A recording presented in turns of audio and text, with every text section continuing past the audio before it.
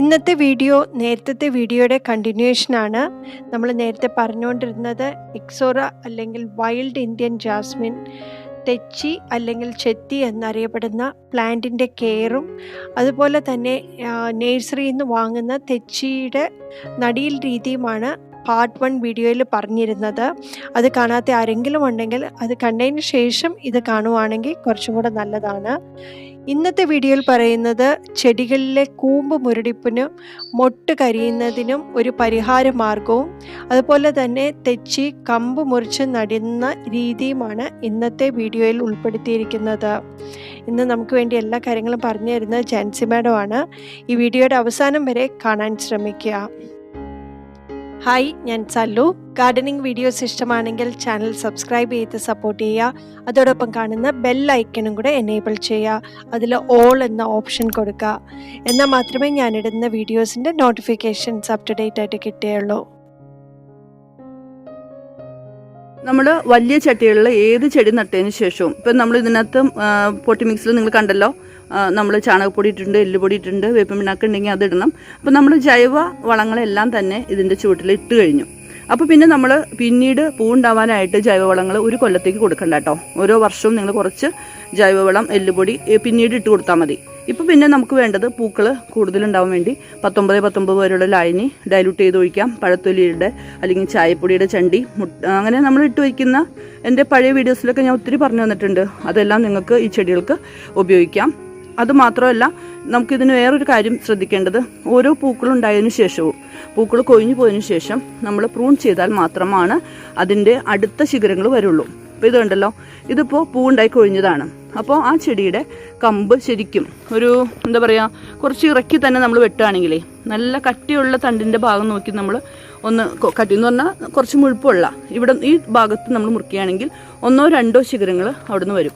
അപ്പോൾ പൂവുണ്ടായി കൊഴിഞ്ഞതിന് ശേഷം നമ്മൾ ചെയ്യേണ്ട ഒരു കാര്യം, പിന്നെ ഇതിൽ നിന്ന് കൂമ്പുകൾ വരാനായിട്ട് നിൽക്കരുത്.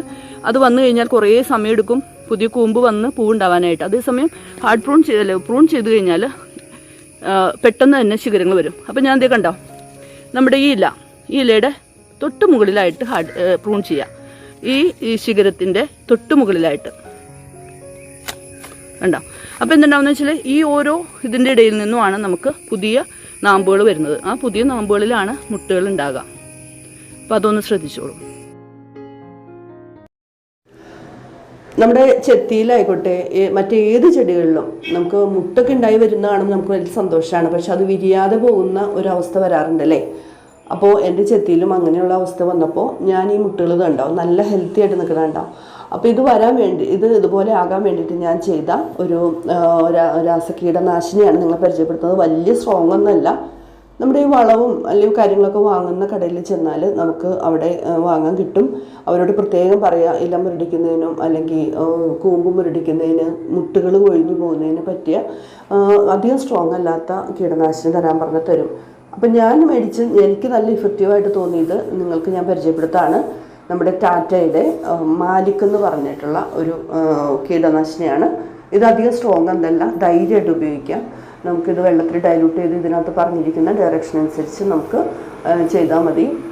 കാരണം നമ്മൾ ഇത്രയും പുന്നാരിച്ച് ചെടികൾ വളർത്തും, എന്നിട്ട് അതിനൊരു മുട്ടൊക്കെ വരുന്ന കാണുമ്പോൾ സന്തോഷം. അത് കുറച്ച് ദിവസം കഴിഞ്ഞ് എനിക്കത് കൊഴിഞ്ഞു പോകാൻ വിരിയുന്നില്ല എന്ന് കാണുമ്പോൾ ഭയങ്കര സങ്കടമല്ലേ. അപ്പോൾ അതുകൊണ്ട് ഇതാണ് ഞാൻ നിങ്ങളൊന്ന് പരിചയപ്പെടുത്തുന്നത്. അപ്പോൾ ഇത് ഭയങ്കര എന്താ പറയുക ഇഫക്റ്റീവാണ്. എൻ്റെ ഈ ചെത്തിയൊക്കെ കണ്ടോ, ഇത് അല്ലെങ്കിൽ ഒറ്റ മുട്ട് പോലും ഉണ്ടാവില്ലായിരുന്നു, അതൊക്കെ കൊഴിഞ്ഞു പോയേനെ.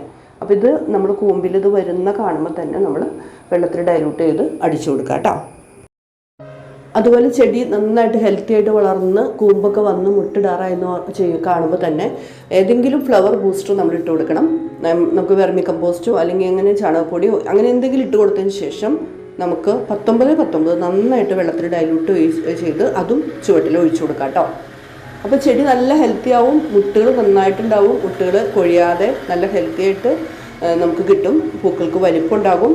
അതാണ് എൻ്റെ എല്ലാ ചെടികൾക്കും ഞാൻ കൊടുക്കുന്ന ഒരു ടിപ്സ്. എല്ലാ ചെടികൾക്കും ഇതേ രീതിയിലാണ് ഞാൻ ഇതുപോലെ മനോഹരമായിട്ട് പൂവുണ്ടായി കിട്ടാനായിട്ട് ചെയ്യുന്ന കാര്യം. അപ്പോൾ നിങ്ങളും ഇതുപോലെയൊക്കെ ഒന്ന് ട്രൈ ചെയ്ത് നോക്കണം കേട്ടോ.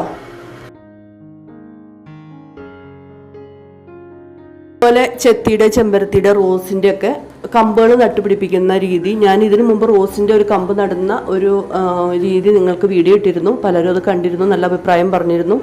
അതേ മെത്തേഡ് തന്നെയാണ് ഞാൻ ചെത്തിയും ചെമ്പരത്തിയും ഇതുപോലെ നട്ടു വെച്ചിരിക്കുന്നത്.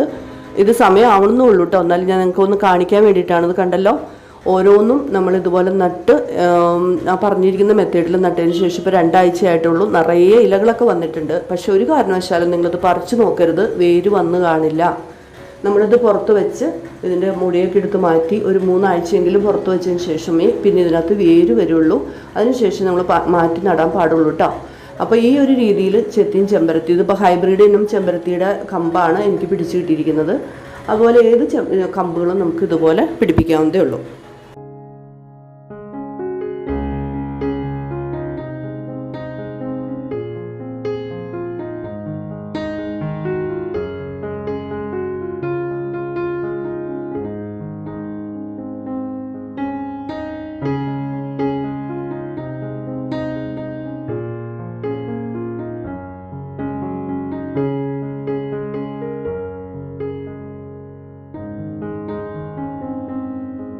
പലരും നമ്മുടെ വീഡിയോ കാണുമ്പോൾ പറയേ, ഇതൊക്കെ നാടൻ ചെടികൾ, അതൊരു കെയറിങ് ഇല്ലാണ്ട് തന്നെ ഇഷ്ടംപോലെ പൂണ്ടാവും. അപ്പോൾ ഞാൻ ചെമ്പരത്തിയുടെ വീഡിയോ ചെയ്തപ്പോൾ അങ്ങനെ ഒരു കമൻറ്റ് വന്നിരുന്നു.